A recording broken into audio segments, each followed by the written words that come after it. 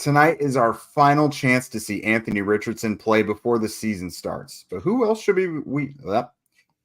Anthony Richardson plays tonight for the Colts, but who else should we be watching for? Let's get to it.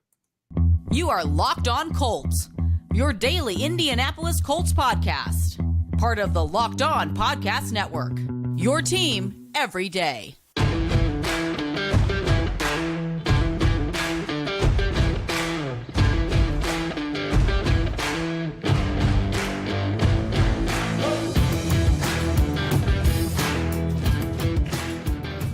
All right. Thanks for tuning in and not bailing on us already after I flubbed the intro. This is your daily podcast covering your Indianapolis Colts, part of the Locked On Podcast Network, your team every day. And today's show is presented by Gametime. Download the Gametime app, create an account, and use code LOCKEDONNFL for $20 off your first purchase. Last minute tickets, lowest price, guaranteed. Hello, everyone. I am Jake Arthur. He is Zach Hicks. You know the two of us from horseshoehuddle.com. We have just been cranking out the content lately on Anthony Richardson, Jonathan Taylor, just everything top to bottom Colts right now. And tonight is the final preseason game for the Colts as they take on the Eagles. We're going to discuss our expectations for Anthony Richardson as well as who we want to see most on offense and defense. And then we're going to open up the floor to you guys there at the end to take some of your questions.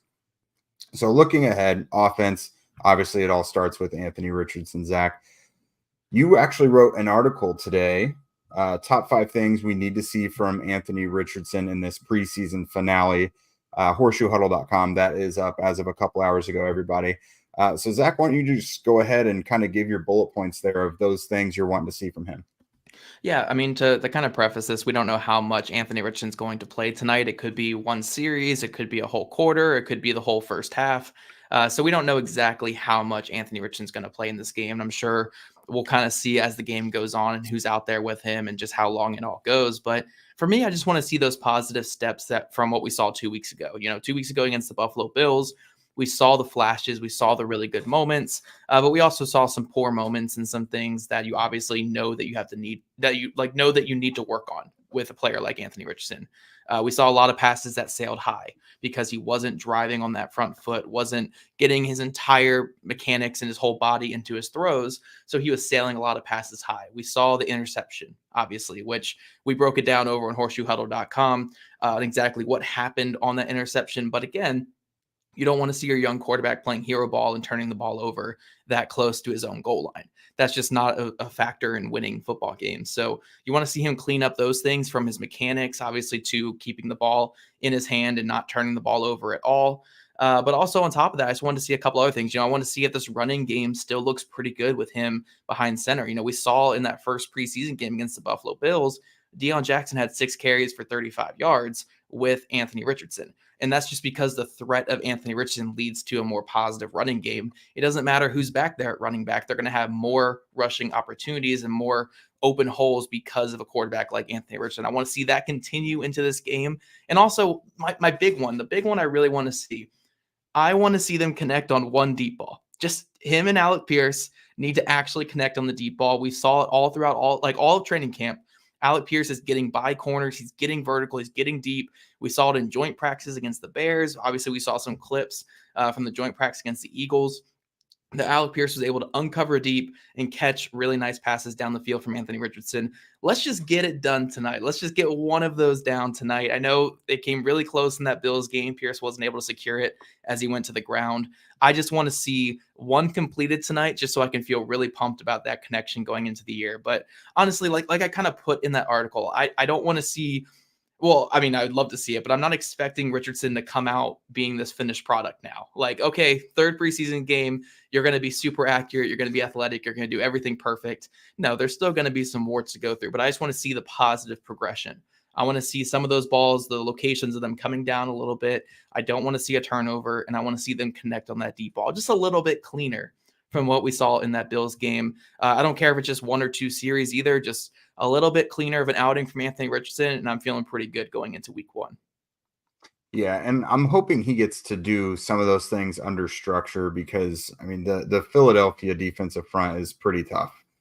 So Richardson could be under pressure quite a bit. So hopefully there's time for him to show those things. Plus, since we didn't get to see him in that last preseason game, it's kind of been a bit, a couple weeks. Like, what's the progression look like? We got to see him in practice last week, but still, people are begging for more Anthony Richardson. So we'll see it tonight. Like you said, there's some things within structure and outside of it that we could see. And really all you're hoping for in general is just some improvement. Otherwise, there's some position battles that kind of still need hashed out. Looking at wide receivers 5 and 6, Mike Strawn, Brashad Perriman, Juwan Winfrey, Amari Rogers, the newcomers, James Washington and DJ Montgomery. Those guys, especially a couple of those really showed out last week. Washington and Montgomery, 24 hours after being signed, made big plays. So how are things going to shake out at 5 and 6? Like, who is your biggest spotlight on from this group? Honestly, for me, it's which one of these guys does the most on special teams tonight. Because I think we kind of know what they all are when it comes to being pass catching options. We know what Mike Strawn is. We know exactly what Mike Strawn is at this point. We know what Brashad Perriman is. We know what Amari Rogers is. We know what these guys are on offense. But which one of these guys can make that play on special teams that tells the team, hey, I can be your next Ashton Dulin? Because that's all they need right now. Again, you would love to have a productive wide receiver 5 that can go out there and give you productive snaps on offense when it comes down to it. But at the end of the day, wide receiver 5, wide receiver 6 is not going to play many snaps.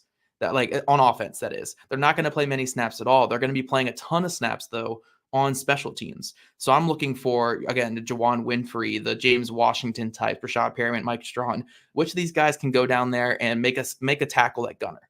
Which of them could go down there on kickoff team and make some plays? Like, don't get me wrong, I would love to see one of these guys go off for 100 yards tonight. But at the end of the day, what matters when it comes to making the team is what they're going to do on special teams. It's not flashy, it's not pretty, but if one of these guys can really solidify themselves on special teams tonight, then they might actually have their wide receiver 5 or wide receiver 6. Because as of right now, it's a dead heat between all these guys, and someone needs to establish themselves on special teams to make this roster. For sure, especially gunner on punt team. Like, punt coverage in general seems like where the biggest island is placed on these guys. We've seen some of them make really big plays, like Jalen Jones, for example, last week. I think he made a big one on special teams and punt coverage, stuff like that. See who are these receivers first are being used at gunner, but otherwise who's getting down there first to either make the tackle or change the trajectory of the returner. Like, that will be the big thing. It's not always sexy to watch. But if you want to find who's going to actually get that last spot, it's probably going to come down to things like that. Also, the tight end 3 and 4. Basically, you and I have been talking about, Jelani Woods, Kylan Granson. We know those guys are probably safe. Drew Ogletree probably. How does this whole thing shake out? Because we're looking at Mo Alley-Cox, Drew Ogletree, Will Mallory, Pharaoh Brown. Like, how does this all shake out? Because we know they're obviously going to keep more than 2 tight ends. But who comes after that? Yeah, I think it ultimately comes down to Will Mallory or Mo Alley-Cox for that tight end 4 spot. I do think they're going to keep 4.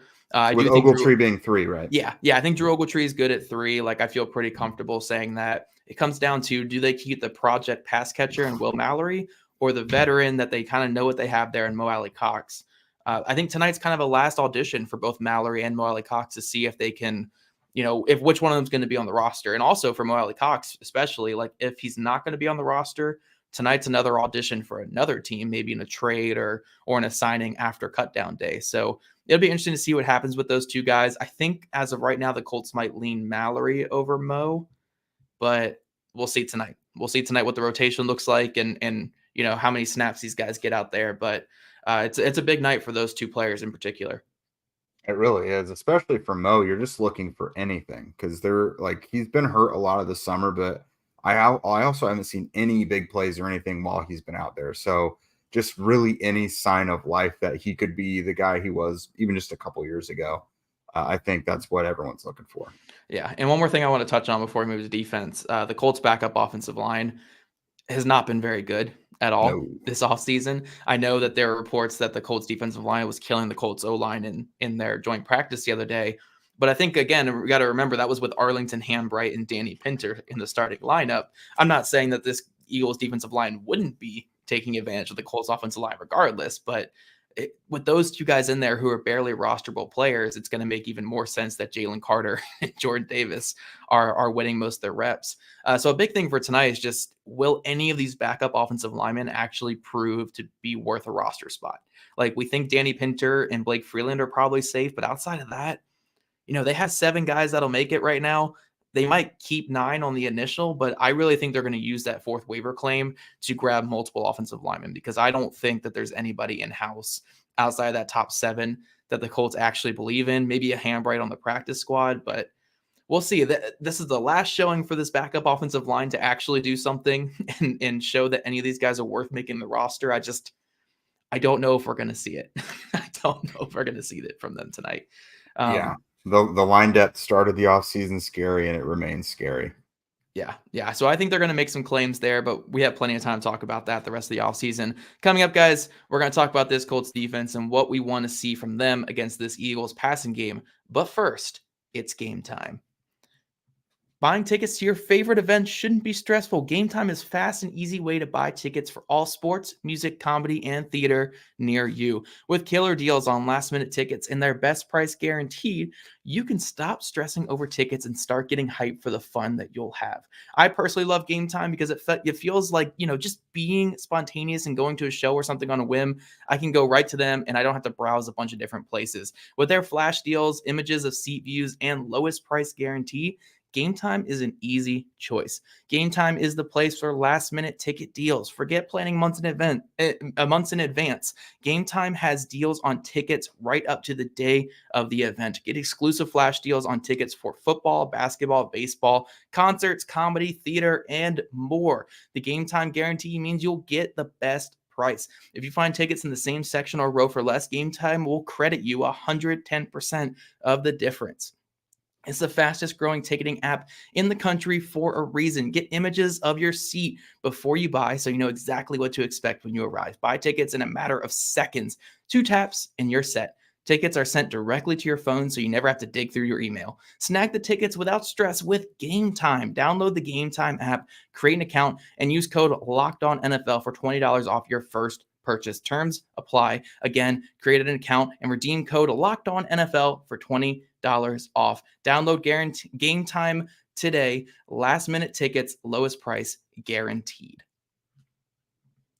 And everydayers, don't worry, don't miss us too much today. We'll be back right after the Colts-Eagles preseason game late tonight. It might be like around midnight or 12:30 in the morning. But we will be back on here to talk all about what we saw in the game and our final impressions of this Colts team before we go into the 2023 NFL season. So everydayers, again, we'll be back on here later tonight. All right, Jake, so diving into the defense, obviously we have a few position battles that we're looking at here. Obviously, corner is the most pressing one to really see, I think, because we've been saying all offseason, we have 7 guys that we think could or should make the roster. So it's kind of that last audition for the guys who are not roster locks. Like, we got Dallas Flowers as a roster lock, Darrell Baker Jr., Kenny Moore, and obviously Juju Brents won't get cut. But outside of that, these guys are still competing for those bottom spots. Yeah, it's really tough to say because, like you said, there's a handful of guys who you're pretty sure are there. But just like when we did our roster prediction thing the other day, I think I had 7 corners, and that's a lot, but it seems legit. Who do you get rid of? Do you get rid of Tony Brown, who is your backup nickel? Do you get rid of Jalen Jones, who has been great and has done nothing but positive things? I don't think so at all. Never. I would never get rid of Jalen Jones. Darius Rush, who has his peaks and valleys. His peaks are pick sixes and big time plays, and his valleys are touchdowns given up. But you got him in the 5th round, and you felt he was a steal at the time. I really, really don't know. The cornerback group is, maybe you just grandfather all 7 of these guys in, but I don't even know that tonight is the final audition for these guys. You know what I mean? Yeah, I think something interesting with Tony Brown compared to the other guys, though, that is something to keep in mind, is Tony Brown can be cut at any time and he's not subject to waivers because he's almost 30 years old. I think he's 29 years old. He's been in the NFL for a while. So if you were to cut a Jalen Jones or a Darius Rush, they go through waivers and anybody can claim them. So you risk losing them to any team there. But with a Tony Brown, you could wait 2 days after cut day, release him, put him on your practice squad and nobody really can even talk to him, like, because you can already get all that thing going there. So I think we might see initially they keep 7, including Tony Brown, and then cut him like 2 days later before the first game, put him on the practice squad, and then use him as a game day call up if they want. But there's a lot of ways they could maneuver that there. Another position group that really intrigues me, and I'm excited to see these guys tonight, is the rotation at defensive tackle, just to see what we have there, because Adetomi's is going to make the roster. Adetomi Adebawore, he's going to make the roster. Eric Johnson's probably making the roster. But then you have McTelvin Agim, Taven Bryan, or maybe neither. Like, we don't know if they're going to keep all of those guys there. So it's an interesting night for those 2 veterans there, for Taven Bryan and McTelvin Agim especially, because this is their last shot to show that they deserve to be on the roster. Yeah, for Bryan, especially with how much time DeForest Buckner has missed this summer, Bryan has gotten a ton of run with the first team. Before that second team, like, the guy was getting reps on reps, and I just can't say that I've really noticed any huge impact plays from him, like not disrupting the backfield consistently or getting to the quarterback, things like that. And there's obviously going to be a drop off from DeForest Buckner, but like, he's Taven Bryan's a veteran at this point. How long do you hang on to that? As for McTelvin Agim, he's a guy, I've really liked what I've seen this summer.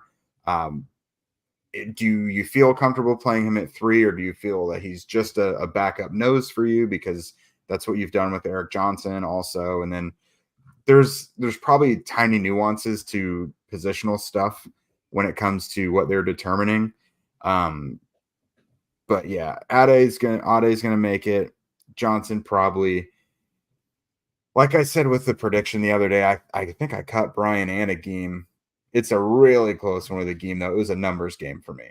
Yeah, I like McTelvin Agim a lot, too. I think he's only 25 years old, former 3rd-round pick, former top 100 pick, even. Taven Bryan, he's been in the league for 5 years, has 8 career sacks, so not really a huge pass rusher in his career as of right now. And all these guys are not great run defenders, so you might as well go with the youth in that scenario. But like you said, they could cut both Agim and Taven Bryan.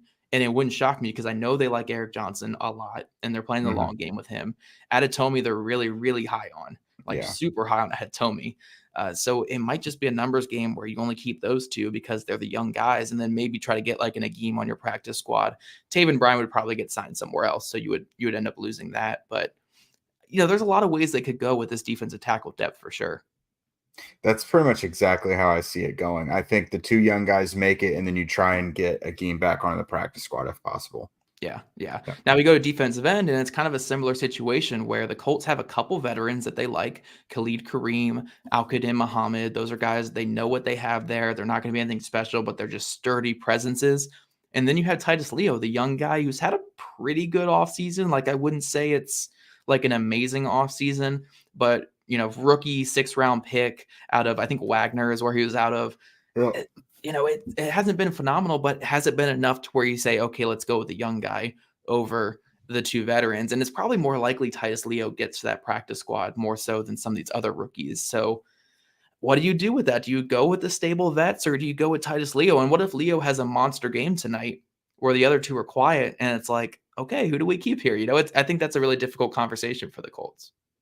Yeah, I'm going to say especially tonight's game. I'm not going to say it doesn't matter for Leo, but how many examples do we have over the last 10 years of young Colts edge rushers having a great summer and then they get cut? You know what I mean? Like Caesar Rayford, Ryan Dallaire, Ben Banigou. Ben Banigou wasn't cut, but that whole situation. Yeah, he was basically cut. It's hard to know what the team is looking at when you do have these guys clearly balling out.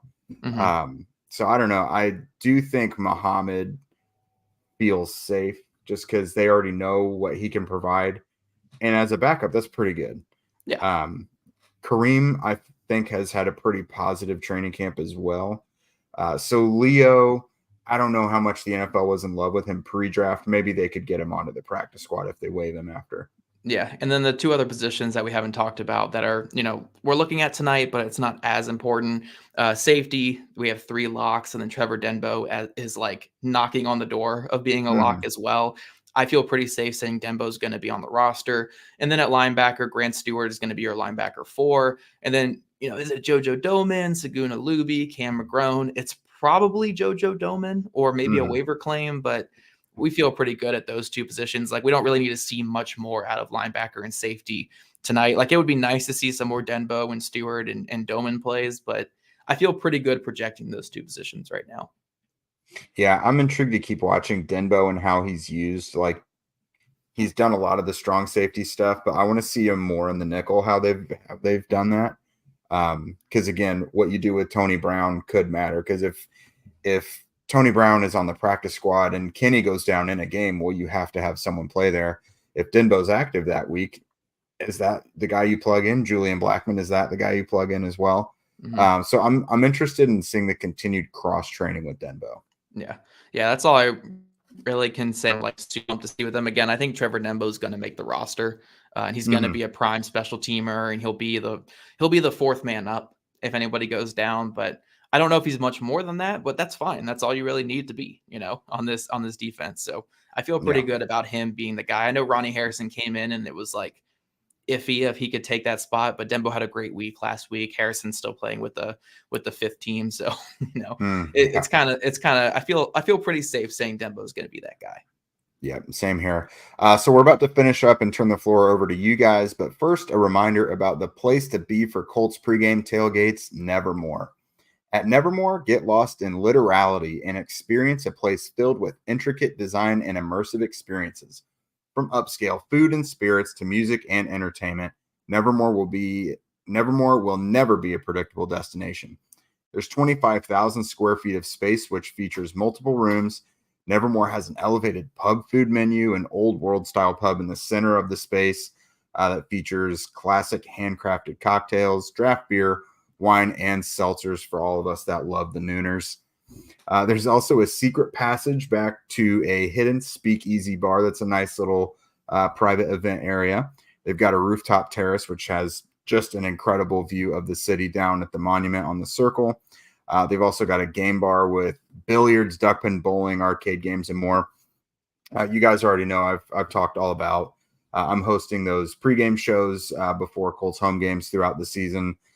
So that's been really fun. Come on out. Watch me talk and break down the game. I'm going to be having guests throughout the season as well. But also, have a good time. Eat, drink, be merry, do all that stuff while I'm up there yakking. Visit Nevermore under the historic Union Station on South Meridian Street in Indy.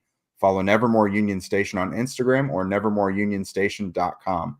Escape and explore the extraordinary at Nevermore. All right, so we really enjoyed doing this throughout training camp, was just, designating segment 3 to you guys, asking us questions and everything. It's allowed us to kind of address the things that you guys want to see. And with the game tonight, the final preseason game, I think that's a good opportunity to do that again. Zach, have you had any that jumped out yet? Yeah, so scroll through here. Yeah, so guys, we're going to push the Jonathan Taylor ones to the end because we just had a whole episode on Jonathan Taylor yesterday. Me and Colts beat reporter Destin Adams talked all about the whole situation itself, what it means for the Colts, what the Colts could get in the trade, and also dispelling some of the rumors about that entire thing. So go back to yesterday's episode if you really want to hear our thoughts on the Jonathan Taylor trade. If we have time at the end of this one, we'll talk about some stuff. But for the most part, I feel good about where we're at with our Jonathan Taylor conversations. Drake obviously asked, our boy Drake Wally, who works with us over at horseshow.com, he asked, do you guys think that Pharaoh Brown is gone? I think he's an afterthought given his bad penalties, but he's blocked well. I will say that one thing I think that has really hurt him throughout training camp was the fight the other day against the Bears. It was the Bears practice and joint practice. He was trying to fight multiple times and Shane Steichen kicked him out of practice. Then you also throw in some penalties. You throw in the fact that he really hasn't emerged with all these tight ends being hurt. I just think, I think he's an afterthought because I don't think he's going to make the team. Right. I think it comes down to just, do they think he's going to be a better blocker than Mo? And if so, do they just want to save that money? Because they could save a little bit of coin to cut Mo, and they could just go with Pharaoh Brown as the blocking tight end. But I don't know that Brown has done enough to merit doing that so far. Yeah. So I would lean towards no. Yeah, I'm with you on that. Organized biology as how concerned are we with AR's health tonight versus the Philly defensive line going up against our offensive line? Now, I will say, I think if this were like a real game, I'd be a little concerned because, yeah, that would be very bad, very bad with the Colts offensive line. But I do think that with it being a preseason game, we're going to get a lot of bubble screens. We're going to get a lot of quick hitters, just getting that ball out of his hand quickly. And then also, if the play is not there, just eat it and get out of the play, go to the next down. I think because it's a preseason game, you can kind of protect your quarterback a little bit more. He might take a couple hits. He took a couple hits in that Bills preseason game, but for the most part, since it's not a real football game, it's very vanilla and kind of fake. I think he'll avoid taking some pretty big hits. I hope. Famous last words that could be from me there, but I think he'll be okay because it's going to be so many quick hitters and like screen plays and bubbles and stuff like that. Yeah, that's where I'm at. Line him up in shotgun and pistol. There's going to be times where he takes off and runs and he's going to get hit, but I guess just limit those and get the ball out quickly because there is a clear mismatch there in the trenches. Yeah, for sure. Billy asked us, will Chris Ballard be with us next year? I think it would have to take like a 1-win season for him not to be here. Like, the way that I read the situation is Chris Ballard is going to be sticking with Shane Steichen until the whole Shane Steichen thing either works or doesn't work. So unless this season is like a 1-win season or like a 0-win season or something, I think Chris Ballard's going to be with the Colts next year and probably the year after that as well. Yeah, I think this offseason was kind of a reinvestment in Ballard of sorts. Not that it's a totally clean slate. Like his seat's probably still a little warm. Like his record is what it is. But no, I definitely think he'll be here and next year at least. Yep. We got a couple more quick ones we'll hit here. Does Jalen Jones go in before the other rookies at cornerback? Honestly, as of right now, like I think Juju Brents probably still goes in before him, but I think it's close enough to where I can't say that for sure. I do think Jalen Jones has surpassed Darius Rush on the depth chart. I think it's just going to take some more time for Rush. He's playing very upright and very inconsistent right now, but Jalen Jones looks really solid. He looks like the most advanced out of these young corners at the moment. It's just Juju Brents has such a high upside. It wouldn't shock me if he got more play than Jalen Jones, but I think if they needed a starter tomorrow and then one of Baker Jr. or Dallas Flowers couldn't go, to me, I think Jalen Jones is the most ready to go in there right now. Yeah, I could see that being the case just narrowly. I think it's only like a short matter of time until Brents is the guy that they call up in that instance. But Jones has been around the whole time, hasn't been injured, hasn't been missing time. He's been in this scheme for months now, learning it, and has performed at a high level. He's tenacious. He's giving a lot of effort. He looks comfortable in it.